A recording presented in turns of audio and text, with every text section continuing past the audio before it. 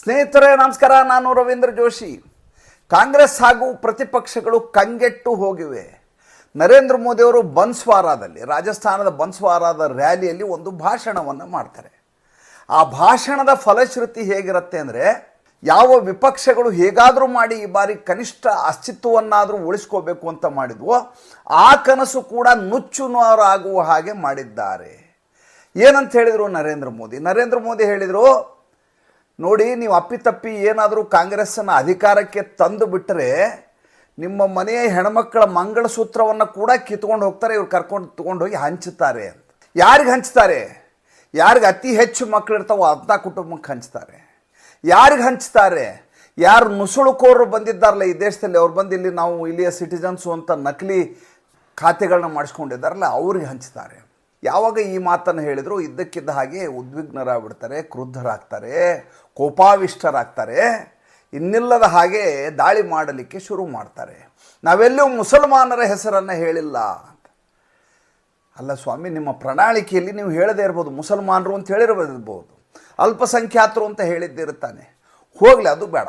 ನಿಮ್ಮದೇ ಪ್ರಧಾನಮಂತ್ರಿ ಮನಮೋಹನ್ ಸಿಂಗ್ ಅವರು 2006ರಲ್ಲಿ ದಿಲ್ಲಿಯ ವಿಜ್ಞಾನ ಭವನದಲ್ಲಿ ಈ ದೇಶದ ಸಂಪತ್ತೇನಿದೆ, ಈ ದೇಶದ ಸವಲತ್ತುಗಳೇನಿದ್ದಾವೆ, ಈ ದೇಶದ ಸಂಪನ್ಮೂಲಗಳೇನಿದ್ದಾವೆ, ಅದರ ಮೇಲೆ ಮೊದಲ ಆದ್ಯತೆ ಯಾರ್ದಾದ್ರು, ಅದರ ಮೇಲೆ ಮೊದಲ ಅಧಿಕಾರ ಯಾರ್ದಾದ್ರೂ ಇದ್ದರೆ ಮುಸಲ್ಮಾನರದು ಅಂತ ಅವರು ಹೇಳಿದ್ದಾರೆ ತಾನೆ. ನಿಮ್ಮದೇ ಪಕ್ಷದವ್ರದ್ದು, ನಿಮ್ಮದೇ ಪ್ರಧಾನಿ ಅವರ ಮಾತನ್ನು ಉಲ್ಲೇಖ ಮಾಡಿದ್ದೇನೆ ನಾನು ಭಾಷಣದಲ್ಲಿ ಅಂತ ನರೇಂದ್ರ ಮೋದಿ ಅವರಿಗೆ ಹೇಳ್ತಾ ಇರೋದು. ನರೇಂದ್ರ ಮೋದಿ ಅವರು ಬೇರೆ ಏನು ಹೊಸದು ಹೇಳಿಲ್ಲ, ಇವ್ರು ಏನು ಹೇಳಿದ್ದಾರೋ ಅದನ್ನೇ ಅವ್ರು ಹೇಳಿದ್ದಾರೆ. ಹಾಗಾದರೆ ಇವ್ರು ಏನು ಹೇಳಿದ್ದಾರೆ ಪ್ರಣಾಳಿಕೆಯಲ್ಲಿ? ಇವ್ರು ಹೇಳ್ತಾರೆ, ಈ ದೇಶದಲ್ಲಿರುವಂಥ ದುಡ್ಡು ಯಾರ್ಯಾರು ಮಾಡಿದಾರಲ್ಲ ಧನಿಕರು, ಅವ್ರ ದುಡ್ಡನ್ನೆಲ್ಲ ವಶಪಡಿಸ್ಕೊಂಡ್ಬಿಡ್ತೀವಿ, ಎಲ್ಲರಿಗೂ ಹಂಚ್ತೀವಿ ಅಂತ. ನೋಡಿ ಹೆಂಗಿದೆ ವಾದ, ಹೇಗಿದೆ ಅಂದರೆ, ಉಳ್ಳವರಿಂದ ಕಿತ್ಕೊಳ್ಳೋದಂತೆ, ಯಾರಿಗಿಲ್ಲ ಅವ್ರು ಕೊಡೋದಂತೆ. ಯಾರಿಗಿಲ್ಲ ಅವ್ರು ಎಲ್ಲರಿಗೂ ಕೊಡೋದಲ್ಲ, ಅದರಲ್ಲಿ ಅಲ್ಪಸಂಖ್ಯಾತರಿಗೆ ಕೊಡೋದು. ಆ ಅಲ್ಪಸಂಖ್ಯಾತರು ಯಾರೋ ಪಾರ್ಸಿಗಳು, ಬೌದ್ಧರು, ಜೈನರು ಅಲ್ಲ, ಮುಸಲ್ಮಾನರಿಗೆ ಕೊಡೋದು. ಇದು ಇವರ ನೇರ ಪರೋಕ್ಷ ಎರಡೂ ರೀತಿ ಗುರಿಯಾಗಿರುವಂಥದ್ದು. 22 ಜನ ಶ್ರೀಮಂತರಿಗೆ ಈ ದೇಶದ ಉದ್ಯಮಗಳಿಗೆ ಈ ದೇಶವನ್ನು ಒತ್ತೆ ಇಡಲಾಗಿದೆ ಅಂತ ರಾಹುಲ್ ಗಾಂಧಿ ಹೇಳ್ತಾರೆ. 22 ಜನ ಧನಿಕರಂತೆ, ಅವ್ರಿಗೆ ಹೋಗ್ಬಿಟ್ಟಿದೆ ಅಂತೆ ಈ ದೇಶ. ಇವ್ರೇನು ಮಾಡ್ತಾರಂತೆ, ಯಾರ್ಯಾರ ಹತ್ರ ದುಡ್ಡಿದೆ ಅದನ್ನೆಲ್ಲ ಕಿತ್ಕೊಂಡ್ಬರ್ತಾರಂತೆ. ಈ ದೇಶದಲ್ಲಿ ಯಾರ ಹತ್ರ ದುಡ್ಡಿದೆ ಅದನ್ನೆಲ್ಲ ತೊಗೊಂಬಂದ್ಬಿಡೋದು. ತೊಗೊಂಬಂದು ಯಾರಿಗೆ ಕೊಡೋದು? ತೊಗೊಂಡೋಗಿ ಎಲ್ಲ ಉಳಿದವ್ರು ಇವ್ರಿಗೆ ಕೊಡೋದು. ಈ ರೀತಿಯಾದಂಥ ಆಶ್ವಾಸನೆ ಕೊಡೋರಿಗೆ ನರೇಂದ್ರ ಮೋದಿ ಸರ್ಜಿಕಲ್ ಸ್ಟ್ರೈಕ್ ಮಾಡಿದ್ರಲ್ಲಿ ಯಾವ ತಪ್ಪಿದೆ ನನಗೆ ನೀವು ಹೇಳಿ. ಈಗ ಹೇಳ್ತಾರೆ, ಮನಮೋಹನ್ ಸಿಂಗ್ ಅವ್ರದ್ದು ವಿಷಯವನ್ನು ಬಿಟ್ಬಿಡ್ತಾರೆ. ಮಲ್ಲಿಕಾರ್ಜುನ್ ಖರ್ಗೆ ಅನ್ನುವಂಥ ಕಾಂಗ್ರೆಸ್ ಮುದ್ದೆ ಹೇಳ್ತಾರೆ, ನಮ್ಮ ಪ್ರಣಾಳಿಕೆ ಪ್ರತಿಯನ್ನು ಅವ್ರಿಗೆ ಕಳಿಸ್ತೀವಿ ನಾವು ಓದಿ ಅಂತ. ನರೇಂದ್ರ ಮೋದಿಯವರು ನಿಮ್ಮ ಪ್ರಣಾಳಿಕೆ ಪ್ರಿಂಟ್ ಆಗೋಕ್ಕಿಂತ ಮುಂಚೆ ಅಲ್ಲಿ ಏನಿದೆ ಅಂತ ಗೊತ್ತಿರುತ್ತೆ ಅವ್ರಿಗೆ. ನೀವೇನು ಅವ್ರು ಹೋಗಿ ಪ್ರಣಾಳಿಕೆ ಕೊಡಬೇಕಾಗಿಲ್ಲ. ಎರಡನೇದು, ಅವ್ರದ್ದು ಸಂದರ್ಶನದ ಅಪಾಯಿಂಟ್ಮೆಂಟ್ ತಗೋತೀವಿ ನಾವು, ತೊಗೊಂಡು ಅವರಿಗೆ ಮನವರಿಕೆಯನ್ನು ಮಾಡಿಕೊಡ್ತೀವಿ. ಯಾಕೆ ಮನವರಿಕೆ ಮಾಡಿಕೊಡ್ತೀರಿ? ನಿಮ್ಗೆ ಸ್ಪಷ್ಟವಾಗಿ ಆ ರೀತಿಯಾದಂಥ ಧೋರಣೆ ಇಲ್ಲದೆ ಹೋದರೆ, ನಿಮ್ಮ ಸಮಾಜ ಕಲ್ಯಾಣ ಅನ್ನೋದು ಎಲ್ಲರಿಗೂ ಸಲ್ಲಬಹುದಾಗಿದ್ದಾದರೆ, ನಿಷ್ಪಕ್ಷಪಾತವಾಗಿದ್ದಿರೋದಾದರೆ, ಈ ಸಮಾಜದ ಎಲ್ಲ ವರ್ಗದವರಿಗೂ ನಮ್ಮ ಲಾಭಗಳು ತಲುಪಬೇಕು ಅನ್ನುವ ವಿಚಾರ ಇದ್ದರೆ, ನೀವು ಯಾಕೆ ಹೋಗಿ ಮನವರಿಕೆ ಮಾಡಿಕೊಡ್ಬೇಕು? ಸ್ಪಷ್ಟವಾಗಿ ಅದರಲ್ಲಿ ಗೋಚರಿಸ್ತದಲ್ಲ. ನೀವು ಹುಳ್ಳಗೆ ಒಳಗಿಂದೊಳಗೆ ಈ ರೀತಿಯಾದಂಥ ಮುಸ್ಲಿಂ ಲೀಗ್ನ ಪ್ರಣಾಳಿಕೆಯನ್ನು ಮಾಡ್ಕೋತೀರಿ. ಹೇಗಾದರೂ ಮಾಡಿ ಅವ್ರನ್ನ ಸಾಧ್ಯವಾದಷ್ಟು ಅವ್ರಿಗೆ ತುಷ್ಟೀಕರಿಸಬೇಕು ಅಂತ ಮಾನಸಿಕವಾಗಿ ಸಿದ್ಧರಾಗಿಬಿಟ್ಟಿರ್ತೀರಿ.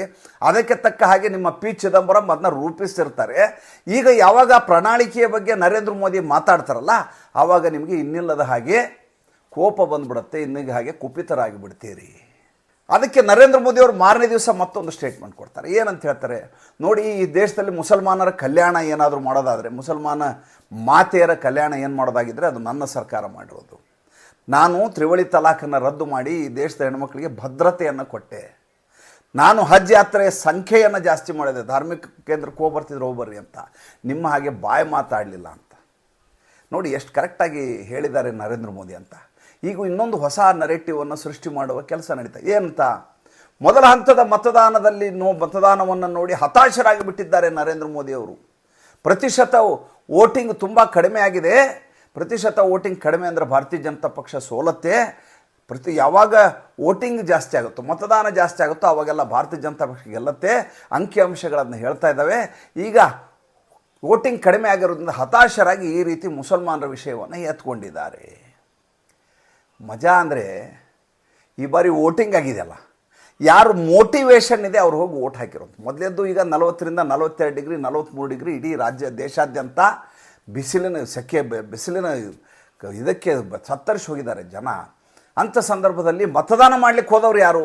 ಈ ದೇಶದ ಬಗ್ಗೆ ನಿಜವಾದ ನಿಷ್ಠೆ, ಈ ದೇಶದ ಬಗ್ಗೆ ನಿಜವಾದ ರಾಷ್ಟ್ರಾಭಿಮಾನ ಇರುವಂಥ ಜನ ಹೋಗಿ ವೋಟ್ ಮಾಡಿರೋದು. ಕಾಂಗ್ರೆಸ್ನವರು ಮತ್ತು ವಿಪಕ್ಷದವರು ಯಾಕೆ ವೋಟ್ ಮಾಡಿರೋದಿಲ್ಲ? ಮಾಡದೇ ಇರೋದಕ್ಕೆ ಒಂದು ಕಾರಣ ಇದೆ. ಏನು? ಹೆಂಗಿದ್ರೂ ನಾವು ಸೋಲ್ತೀವಿ ಅನ್ನೋದು ಮಾನಸಿಕವಾಗಿ ಅವರು ಸಿದ್ಧರಾಗಿಬಿಟ್ಟಿದ್ದಾರೆ. ಒಂದೇ ಒಂದು ಉದಾಹರಣೆ ಹೇಳ್ತೀನಿ ನಿಮಗೆ. ಒಂದು ಉದಾಹರಣೆ ಮೊನ್ನೆ ಗುಜರಾತಿನ ಸೂರತ್ನಲ್ಲಿ ನಡೆದಂಥ ಘಟನೆ.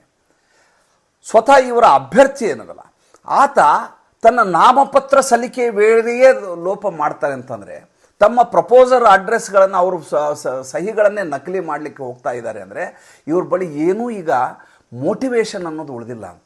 ಹೋರಾಟ ಮನೋಭಾವ, ಕಿಚ್ಚನ್ನು ಕಳ್ಕೊಂಡ್ಬಿಟ್ಟಿದ್ದಾರೆ.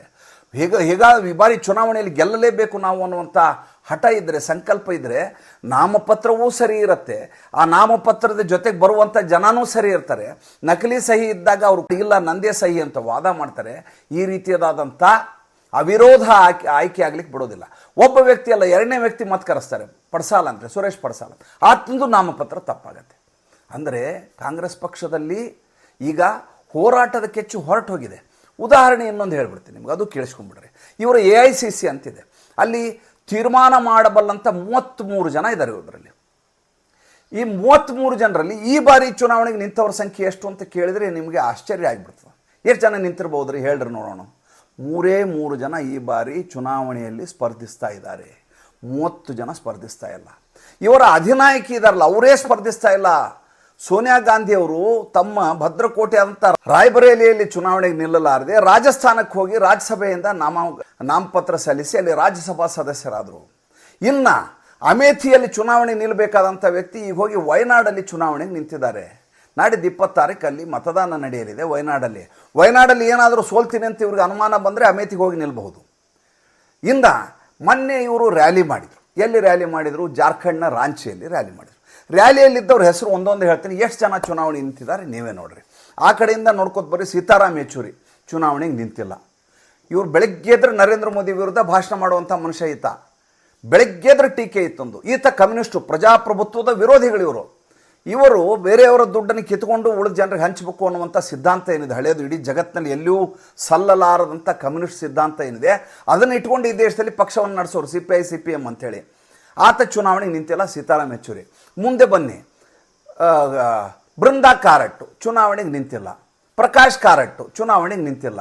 ಡಿ ರಾಜಾ ಚುನಾವಣೆಗೆ ನಿಂತಿಲ್ಲ. ಆತನ ಪತ್ನಿ ನಿಂತಿದ್ದಾರೆ ವಯನಾಡಲ್ಲಿ, ರಾಹುಲ್ ಗಾಂಧಿ ವಿರುದ್ಧ ನಿಂತಿದ್ದಾರೆ. ಹಾಗೇ ಮುಂದೆ ಬರ್ತಾ ಹೋದರೆ ಸುನೀತಾ ಕೇಜ್ರಿವಾಲ್ ಚುನಾವಣೆಗೆ ನಿಂತಿಲ್ಲ. ಹಾಗೆ ಮುಂದೆ ಬಂದರೆ ಮಲ್ಲಿಕಾರ್ಜುನ್ ಖರ್ಗೆ ಕಳೆದ ಬಾರಿ 1,00,000 ಮತಗಳಿಂದ ಸೋತಿದ್ದಾರೆ ಉಮೇಶ್ ಜಾಧವ್ ಎದುರಿಗೆ ಗುಲ್ಬರ್ಗಾದಲ್ಲಿ. ಈ ಬಾರಿ ಚುನಾವಣೆಯಲ್ಲಿ ನಾನು ದಯವಿಟ್ಟು ನಂಗೆ ಚುನಾವಣೆ ನಿಲ್ಬೇಡ ಅಂತೇಳಿ ಓಡೋಗ್ಬಿಟ್ರು ಅವರು ನಿಂತಿಲ್ಲ. ಆಯಿತಾ? ಹೀಗೆ ನೀವು ನೋಡ್ತಾ ಬಂದರೆ ಪ್ರತಿಯೊಬ್ಬರು ಯಾರ ಹೆಸರುಗಳನ್ನು ಹೇಳ್ತೀನೋ ಆ 28 ಜನ ಇದ್ರಲ್ಲ ಅದರಲ್ಲಿ 25 ಜನ ಚುನಾವಣೆಗೆ ನಿಂತಿಲ್ಲ. ನಿಂತದ್ದು ರಾಹುಲ್ ಗಾಂಧಿ ಒಬ್ಬರೇ, ಅದು ಅವರ ಭದ್ರಕೋಟೆ ಆದಂಥ ಅಮೇಠಿಯನ್ನು ಬಿಟ್ಟು ವಯನಾಡಿಗೆ ಬಂದು ನಿಂತಿದ್ದು. ಯಾಕೆಂದರೆ ಮುಸಲ್ಮಾನರ ಓಟು ಕ್ರಿಸ್ತರ ಓಟುಗಳು ಜಾಸ್ತಿ ಇದ್ದಾವೆ ಅನ್ನೋ ಒಂದೇ ಕಾರಣಕ್ಕೋಸ್ಕರ ಬಂದಿದ್ದು. ವಯನಾಡಿಗೆ ಬರಲಿಕ್ಕೆ ಅವ್ರು ಬೇರೆ ಯಾವ ಮಾನದಂಡಗಳು ಇರಲಿಲ್ಲ, ಏನೂ ಇರಲ್ಲ. ಕೇವಲ ಮುಸಲ್ಮಾನರ ಕ್ರೈಸ್ತರ ಮತಗಳಿದ್ದಾವೆ, ನಿರ್ಣಾಯಕ ಮತಗಳು ನನ್ನ ಆರಿಸ್ತಾರೆ ಅನ್ನುವಂಥ ಕಾರಣಕ್ಕೋಸ್ಕರ. ಹಾಗಂತ ಏನಾದರೂ ಅಭಿವೃದ್ಧಿ ಕೆಲಸ ಮಾಡಿದಾರಾ? ಕೇಂದ್ರದ ಯೋಜನೆಗಳನ್ನು ತಂದು ಅನುಷ್ಠಾನ ಮಾಡಿದ್ದಾರೆ? ಏನೂ ಮಾಡಿಲ್ಲ. ಮಾಡಲಾರದೆ ಮತ್ತೆ ಅದೇ ಮತಗಳನ್ನು ನಂಬಿಕೊಂಡು ಈಗ ಬಂದು ವಯನಾಡು ನಿಂತಿದ್ದಾರೆ. ಒಂದು ವೇಳೆ ಇಲ್ಲೇನಾದ್ರು ಸೋಲ್ತೀನಿ ಅಂತ ಅನುಮಾನ ಬಂದರೆ ಮತ್ತೊಂದು ಕಡೆ ಹೋಗಿ ನಿಂತಾರೆ. ಅಂದರೆ ಯಾರು ಈ ದೇಶದ ಪ್ರಧಾನಿ ಆಗಬೇಕು ಅಂದ್ಕೊಂಡಿದ್ದಾರೋ ಅವರಿಗೆ ತನ್ನದೇ ಆದಂಥ ಕ್ಷೇತ್ರವೇ ಉಳಿದಿಲ್ಲ, ಅಂಥ ಸ್ಥಿತಿಯಲ್ಲಿದ್ದಾರೆ. ಇನ್ನು ಪ್ರಿಯಾಂಕಾ ವಾಡ್ರಾನ ರಾಯ್ಬರೇಲಿ ನಿಲ್ಲಿಸಬಾರ್ದು ಅಂತ ಈ ಕ್ಷಣದವರೆಗೂ ತೀರ್ಮಾನ ಆಗಿಲ್ಲ. ಒಂದು ವೇಳೆ ರಾಯ್ಬರೇಲಿಯಲ್ಲಿ ಏನಾದರೂ ಪ್ರಿಯಾಂಕಾ ವಾಡ್ರಾ ನಿಂತರೆ ಎದುರುಗಡೆ ಯಾರಾದರೂ ಬಲಿಷ್ಠವಾದ ಅಭ್ಯರ್ಥಿ ಹಾಕಿದರೆ ಆಗೋದಿಲ್ಲ. ಯಾರಾದರೂ ದುರ್ಬಲವಾದ ವ್ಯಕ್ತಿ ಬಂದರೆ ನಿಲ್ಲಬೇಕು ಅನ್ನುವಂಥ ಮನಸ್ಥಿತಿಯಲ್ಲಿ ಇವರು ಇರುವಂಥದ್ದು. ಇದು ಇವತ್ತಿನ ಪರಿಸ್ಥಿತಿ. ವಿಪಕ್ಷದವರು ಚುನಾವಣೆಗೆ ನಿಂತಿಲ್ಲ. ಇನ್ನು ಉದ್ಧವ್ ಠಾಕ್ರೆ ಚುನಾವಣೆ ನಿಂತಿಲ್ಲ, ಆದಿತ್ಯ ಠಾಕ್ರೆ ಚುನಾವಣೆ ನಿಂತಿಲ್ಲ, ಸಂಜಯ್ ರಾವತ್ ಚುನಾವಣೆಗೆ ನಿಂತಿಲ್ಲ. ಅದೇ ಭಾರತೀಯ ಜನತಾ ಪಕ್ಷಕ್ಕೆ ಬನ್ನಿ, ರಾಜ್ಯಸಭಾ ಸದಸ್ಯ ಆಗಿದ್ದಂಥ ಪಿಯೂಷ್ ಗೋಯಲ್ ಹೋಗಿ ನೀನು ಮುಂಬೈಗೆ ಹೋಗಿ ಚುನಾವಣೆಗೆ ನಿಲ್ಲು ಅಂದರು. ಬಂದು ಚುನಾವಣೆಗೆ ನಿಂತರು. ಅಂದರೆ ಎಷ್ಟು ಒಬ್ಬ ವ್ಯಕ್ತಿಯ ಜನಪ್ರಿಯತೆಯ ಮಾನದಂಡ ಏನು ಸರ್? ಜನಪ್ರಿಯತೆಗೆ ಆತ ಚುನಾವಣೆ ನಿಂತು ಗೆಲ್ಲಬೇಕು ಮತ್ತು ಸುತ್ತಮುತ್ತಲು ಇರುವಂಥ ಕ್ಷೇತ್ರಗಳ ಮೇಲೆ ಆತನ ಪ್ರಭಾವ ಇರಬೇಕು. ಈಗ ನರೇಂದ್ರ ಮೋದಿ ಅವರು ಉತ್ತರ ಪ್ರದೇಶದ ವಾರಣಾಸಿಯಲ್ಲಿ ಚುನಾವಣೆಗೆ ನಿಲ್ತಾರೆ ಅಂದರೆ ಸುತ್ತಮುತ್ತಲ ಪ್ರದೇಶದಲ್ಲಿ ಅವರ ಪ್ರಭಾವಳಿ ಜಾಸ್ತಿ ಆಗಬೇಕು, ಅವರಿಂದ ಉಳಿದ ಕ್ಷೇತ್ರಗಳು ಗೆಲ್ಲುವ ಹಾಗಿರಬೇಕು. ಇವರು ಚುನಾವಣೆಗೆ ನಿಲ್ಲೋದಿಲ್ಲ, ಬೆಳಗ್ಗೆ ಎದ್ದು ನರೇಂದ್ರ ಮೋದಿ ಅವ್ರನ್ನ ಬೈತಾ ಕೂಡಬೇಕು, ತೆಗಳಬೇಕು, ಯುದ್ಧ ಭೂಮಿಗೆ ಹೋಗೋದಿಲ್ಲ, ಆದರೆ ನಾವು ಗೆಲ್ಲಬೇಕು. ಇದು ಇವರ ಲೆಕ್ಕಾಚಾರ. ಈಗ ಏನು ಹೇಳ್ತಾರೆ, ನರೇಂದ್ರ ಮೋದಿಯವರು ಜಾತಿಯ ಬಗ್ಗೆ ಮಾತಾಡ್ತಾ ಇದ್ದಾರೆ, ಧರ್ಮದ ಬಗ್ಗೆ ಮಾತಾಡ್ತಾ ಇದ್ದಾರೆ, ಇದರ ಅಗತ್ಯ ಇಲ್ಲ. ಮತ್ತು ನೀವೇನು ಮಾಡ್ತೀರಿ? ನೀವು ಧರ್ಮದ ಬಗ್ಗೆ ತಾನೇ ಮಾತಾಡೋದು.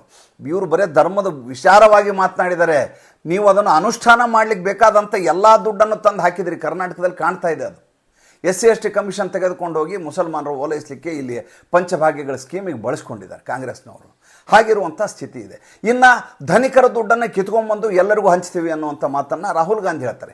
ಇದೇ ಕೆಲಸವನ್ನು ಪಶ್ಚಿಮ ಬಂಗಾಳದಲ್ಲಿ ಮಾಡಲಾಯ್ತು. ಇಂದು ಏನಾಯ್ತು ಅದರ ಪರಿಣಾಮ? ಯಾರ್ಯಾರು ಜಮೀನ್ದಾರಿದ್ದಾರೋ ಅವ್ರ ಜಮೀನನ್ನು ಕಿತ್ಕೊಂಡು ಯಾರಿಗೆ ಜಮೀನಿಲ್ಲ ಅವ್ರಿಗೆಲ್ಲ ಕೊಡಲಾಯಿತು. ತೊಗೊಂಡವ್ರು ಯಾರು ಗೊತ್ತಾ? ಯಾರ್ಯಾರು ಅಲ್ಲಿಂದ ಅಕ್ರಮವಾಗಿ ವಲಸಿಗರಾಗಿ ಬಂದಿದ್ದಾರೋ ಬಾಂಗ್ಲಾದಿಂದ ಬೇರೆ ಬೇರೆ ಕಡೆಯಿಂದ, ಅಂಥವ್ರಿಗೆಲ್ಲ ಜಮೀನು ಸಿಕ್ತು. ಅಂದರೆ ಆಲೋಚನೆಯೇ ತಪ್ಪು ಆಲೋಚನೆ ಅಂತ. ಯಾವಾಗಲೂ ಧನ ಸಂಪತ್ತು ಸೇರಿ ಅದರ ಡಿವಿಡೆಂಡನ್ನು ಜನರಿಗೆ ಹಂಚುವಂಥದ್ದು. ಸಂಪನ್ಮೂಲ ಕ್ರೋಢೀಕರಣದಿಂದ ಬರುವಂಥ ಲಾಭಾಂಶವನ್ನು ಸಮಾಜಕ್ಕೆ, ಬೇರೆ ಬೇರೆ ವಿಭಾಗಕ್ಕೆ, ಬೇರೆ ಬೇರೆ ವರ್ಗಗಳಿಗೆ, ಯಾರ್ಯಾರು ತುಳಿತಕ್ಕೊಳಗಾಗಿದ್ದಾರೆ, ಶೋಷಣೆಗೊಳಗಾಗಿದ್ದಾರೆ, ಸಾಮಾಜಿಕ ನ್ಯಾಯ ಕೊಡಲಿಕ್ಕೆ ಅವ್ರಿಗೆ ಬಳಸುವಂಥದ್ದು. ಇನ್ನೊಬ್ಬರು ಕಿಸೆಯಿಂದ ತೊಗೊಂಡು ಹೋಗಿ ಕೊಡ್ತೀನಿ ಅಂತ ರಾಹುಲ್ ಗಾಂಧಿ ಹೇಳಿದ್ರೆ ಈತನಿಗೆ ಎಷ್ಟರ ಮಟ್ಟಿಗೆ ರಾಜಕೀಯ ಗೊತ್ತಿದೆ ಅನ್ನೋದನ್ನು ನಾವು ಆಲೋಚನೆ ಮಾಡಬೇಕು. ಈಗ ನರೇಂದ್ರ ಮೋದಿ ಹೇಳಿದ್ದೇನು, ಈ ರೀತಿ ಕಿತ್ಕೊಂಡು ಹೋಗ್ತಾರೆ, ಆದ್ದರಿಂದ ವೋಟ್ ಕೊಡಬೇಡಿ ಅಂತ. ಏನು ತಪ್ಪಿದೆ ದಯವಿಟ್ಟು ನನಗೆ ಹೇಳಿ. ದಯವಿಟ್ಟು ಕಮೆಂಟ್ ಮಾಡಿ. ನಿಮ್ಮ ಪ್ರತಿಯೊಂದು ಕಮೆಂಟನ್ನು ನಾವು ಓದ್ತಾ ಇರ್ತೀನಿ. ಸಂಚಿಕೆ ಇಷ್ಟ ಆಗಿದ್ದರೆ ಲೈಕ್ ಮಾಡಿ, ಫಾಲೋ ಮಾಡಿ, ಶೇರ್ ಮಾಡಿ. ನಮ್ಮ ಮುಕ್ತ ಪತ್ರಿಕೋದ್ಯಮಕ್ಕೆ ದಯವಿಟ್ಟು ಆರ್ಥಿಕವಾಗಿ ಬೆಂಗಾವಲಾಗಿ. ನಮಸ್ಕಾರ.